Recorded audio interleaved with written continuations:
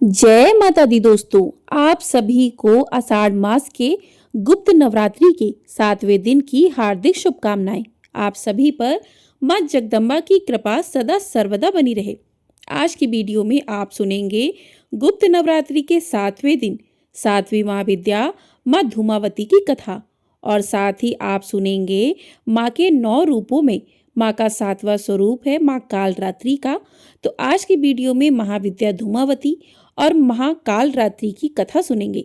तो आप सभी लोग हमारे साथ जुड़े रहिएगा, वीडियो को पूरा जरूर देखिएगा। आगे की कथाओं को सुनने के लिए चैनल को सब्सक्राइब भी अवश्य कर लीजिएगा। प्रेम से बोलिए जय माता दी। माता धूमावती 10 महाविद्याओं में से 7वीं महाविद्या है। कहते हैं कि महाविद्या धूमावती का कोई स्वामी नहीं है, इसलिए इन्हें विधवा माता कहा गया है। माँ धूमावती महाशक्ति स्वयं नियंत्रिका है। ऋग्वेद में रात्रि सूक्त में इन्हें सूत्रा कहा गया है, अर्थात यह सुख पूर्वक तारने योग्य हैं। सृष्टि कलह की देवी होने के कारण इन्हें कलप्रिय भी कहा जाता है। देवी का मुख्य अस्त्र है स्तूप, जिसमें यह समस्त विश्व को समेटकर महाप्रलय कर देती हैं। इन्हें अभाव और संकट को दूर करने वाली महाविद्या कहा गया है। महाविद्या धूमावती की साधना करने से पहले कुछ जरूरी नियमों को जान लेना चाहिए, जैसे कि सुहागिन महिलाओं को इनकी पूजा नहीं करनी चाहिए। जो भी महिलाएं गुप्त नवरात्रि के व्रत रख रही हैं, उन्हें आज के दिन इनका केवल मन से ध्यान कर महाविद्या से क्षमा प्रार्थना कर लेनी चाहिए और अपने घर में सुख शांति की कामना करनी चाहिए। इनकी पूजा गोधली बेला में करने से बहुत जल्दी मनोकामनाएं पूरी होती हैं। तो गोधली बेला आज शाम 7:09 से 7:31 तक रहेगी। महाविद्या धूमावती के प्राकट्य में 2 कथाएं प्रचलित हैं। तो पहली कथा के अनुसार जब देवी सती ने पिता के यज्ञ में स्वेच्छा से स्वयं को जलाकर भस्म कर दिया, तो उनके जलते हुए शरीर से जो धुआं निकला, उससे महाविद्या धूमावती का जन्म हुआ। इसलिए वे हमेशा उदास रहती हैं, यानी कि महाविद्या धूमावती धुएं के रूप में देवी सती का भौतिक स्वरूप है। देवी सती का जो कुछ बचा रहा वो है उदास धुआं। तो इस प्रकार से पहली कथा समाप्त हुई। दूसरी कथा के अनुसार कहा जाता है कि एक बार देवी पार्वती को बहुत तेज भूख लगी थी। कुछ नहीं मिलने पर उन्होंने भगवान शिव से भोजन की मांग की। भगवान शिव कुछ समय के लिए उनसे इंतजार करने के लिए कहते हैं, परंतु माता पार्वती की भूख और तेज बढ़ गई। अंत में भूख से व्याकुल माता भगवान शिव को ही निगल गईं। भगवान शिव को निगलने के पश्चात माता की देह से धुआं निकलने लगा। तब माता की भूख शांत हुई। इसके बाद भगवान शिव अपनी माया के द्वारा पेट से बाहर आ गए और माता से कहते हैं कि धूम से व्याप्त देह होने के कारण आपके इस स्वरूप का नाम धूमावती होगा। यह भी कहा जाता है कि भगवान शिव ने उनसे अनुरोध किया था कि मुझे बाहर निकालो। तब उन्होंने उगलकर उन्हें बाहर निकाल दिया। निकलने के बाद भगवान शिव ने उन्हें श्राप दिया कि आज और अभी से तुम विधवा रूप में रहोगी। यह भी कहा जाता है कि जैसे ही देवी पार्वती भगवान शिव को निगल लेती हैं, उनका स्वरूप एक विधवा जैसा हो जाता है। इसके अलावा भगवान शिव के गले में मौजूद विष के असर से देवी पार्वती का पूरा शरीर धुएं जैसा हो गया। उनकी पूरी काया श्रृंगार विहीन हो गई। तब भगवान शिव ने अपनी माया से देवी पार्वती को कहा कि आप मुझे निगलने के कारण अब विधवा हो गई हैं, जिस कारण से आपका एक नाम धूमावती भी होगा। महाविद्या धूमावती का वास्तविक रूप धुएं जैसा है। शारीरिक रूप से देवी कुरूप, उबड़ खाबड़ या बेढंगी है। विचलित स्वभाव वाली, लंबे कद की, 3 नेत्रों से युक्त तथा सफेद वस्त्र धारण करती हैं। देवी खुले बालों से युक्त एक वृद्ध विधवा का रूप धारण किए हुए हैं। अपनी बाईं भुजा में देवी ने सूप और दाईं भुजा में मानव खोपड़ी से निर्मित खप्पड़ धारण कर रखा है। कहीं कहीं वे आशीर्वाद भी प्रदान कर रही हैं। देवी का स्वभाव अत्यंत अशिष्ट और देवी सदा अतृप्त तथा भूखी प्यासी हैं। देवी काली वर्ण की हैं तथा इन्होंने सर्पों, रुद्राक्षों को अपने आभूषण स्वरूप धारण कर रखा है। महाविद्या धूमावती भूमि में मृत शरीर से निष्ण श्वेत वस्त्रों को धारण करती हैं तथा शमशान भूमि में ही निवास करती हैं। देवी धूमावती समाज से बहिष्कृत हैं। देवी कौओं द्वारा खींचते हुए रथ पर आरूढ़ रहती हैं। देवी का संबंध पूर्णतः श्वेत वस्तुओं से ही है तथा लाल वर्ण से संबंधित वस्तुओं का पूर्णतः त्याग करती हैं। महाविद्या धूमावती की पूजा किसी भी प्रकार की विपत्ति से छुटकारा पाने, रोग नाश करने और युद्ध में विजय प्राप्त करने से मनुष्य के संकट भी दूर हो जाते हैं। अगर उन्हें किसी भी चीज का अभाव है तो वह अभाव भी महाविद्या धूमावती की कृपा से दूर हो जाता है। महाविद्या धूमावती की साधना करने के बाद बची हुई सभी पूजन सामग्रियों को आप उसी दिन शाम की पूजा करने के बाद विसर्जित कर दें और महाविद्या को आपने जो भी भोग अर्पित किया है, जैसे कि मौसमी फल या मिठाई, बताशे या मिश्री, उसे भी आप गौ माता को खिला दें। बची हुई जो भी पूजन सामग्री है, जैसे कि पुष्प, अक्षत आदि, उनका विसर्जन आप बहते जल में कर सकते हैं या पीपल के पेड़ के नीचे गड्ढा खोदकर दबा सकते हैं। यह तो थी महाविद्या धूमावती की पूजा विधि और कथा की जानकारी। अब जानते हैं 7वें दिन सुनी जाने वाली माँ कालरात्रि की कथा और पूजा विधि के बारे में। आज नवरात्रि के 7वें दिन माँ भगवती के कालरात्रि रूप की पूजा करने का विधान है और माँ कालरात्रि का यह रूप अत्यंत ही भयानक और अपने भक्तों की रक्षा करने के लिए माँ कालरात्रि सदैव तत्पर रहती हैं, इसलिए इन्हें शुभांकरी भी कहा जाता है। तो प्रिय श्रोताओं, अब आप सुनेंगे माँ कालरात्रि की संपूर्ण कथा। प्रेम से बोलिए माँ कालरात्रि की जय। जो भी भक्त नवरात्रि के पूरे 9 दिन तक सच्चे मन से लगातार माँ की आराधना करता है, इनकी कथा को सुनता है अथवा दूसरों को सुनाता है, तो माँ भगवती की कृपा से उनकी सारी मनोकामनाएं पूर्ण हो जाती हैं। माँ कालरात्रि की 4 भुजाएं हैं।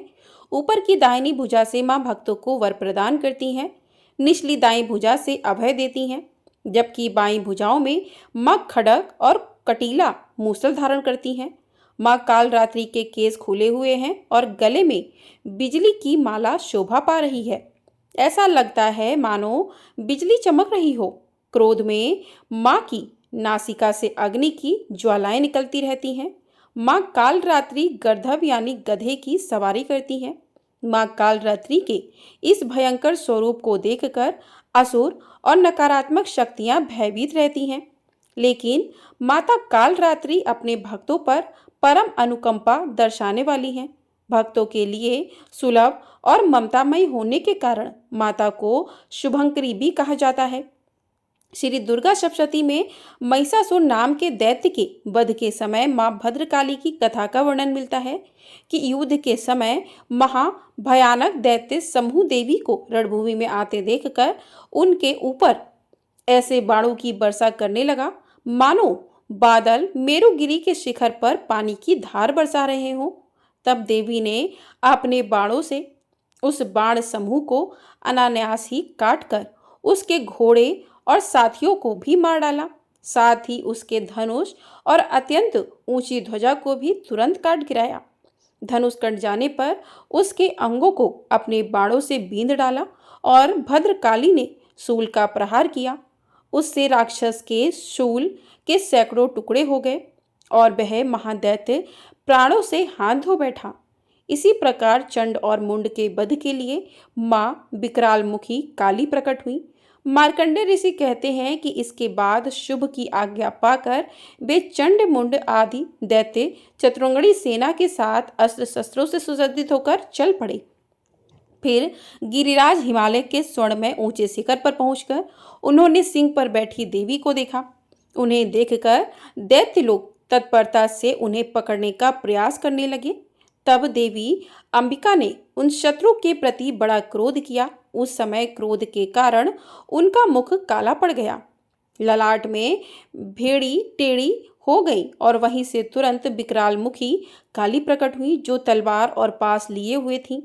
वे विचित्र खंडवाग धारण किए और चीते के चर्म की साड़ी पहने नरमुंडों की माला से विभूषित थी।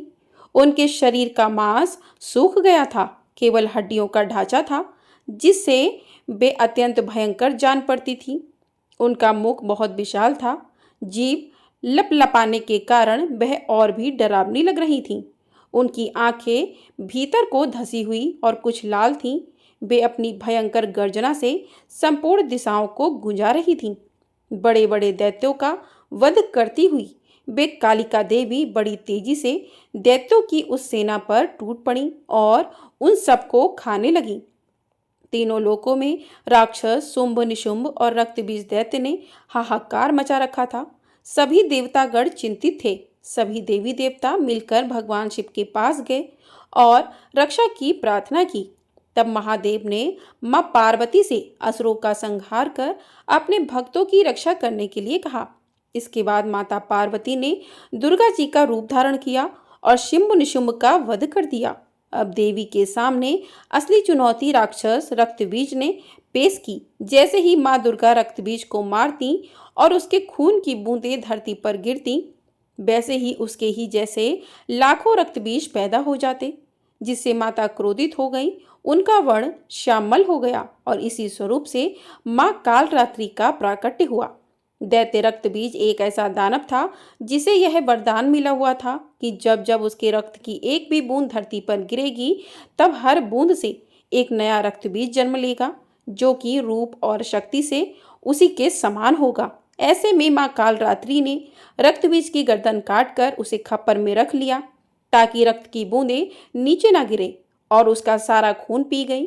और इस प्रकार देवी ने रक्तबीज की एक भी रक्त की बूंद धरती पर नहीं गिरने दी। रक्तबीज दैत्य के रक्त से उत्पन्न हुए जितने भी रक्तबीज थे, वे सब माँ की जीवा पर उत्पन्न होते गए और माँ उन सबको भक्षण करती गई। इस प्रकार रक्तबीज दैत्य शक्तिहीन हो गया और फिर माँ काली ने रक्तबीज का वध कर दिया। इस प्रकार माँ काली सदैव अपने भक्तों की रक्षा के लिए तत्पर रहती हैं। प्रेम से बोलिए माँ कालरात्रि की जय, माँ धूमावती की जय। तो इस प्रकार से आज की कथाएं यहीं पर पूर्ण हुई। आपको ये वीडियो पसंद आई हो, वीडियो को लाइक कर लीजिएगा। चैनल पर नए हैं तो चैनल को सब्सक्राइब भी अवश्य कर लीजिएगा। आपको हमारे चैनल पर इसी प्रकार से सावन से जुड़ी सभी जानकारी दी जाएंगी, साथ ही सावन में आने वाली कथाएं भी सुनाई जाएंगी। तो चैनल पर नए हैं तो चैनल को सब्सक्राइब करके बेल आइकन प्रेस कर दीजिएगा, जिससे आने वाली सभी वीडियो आपको समय से प्राप्त हो सकेंगी। और आज की वीडियो पसंद आई हो तो कमेंट बॉक्स में जय माता दी अवश्य लिखिएगा। जय माता दी।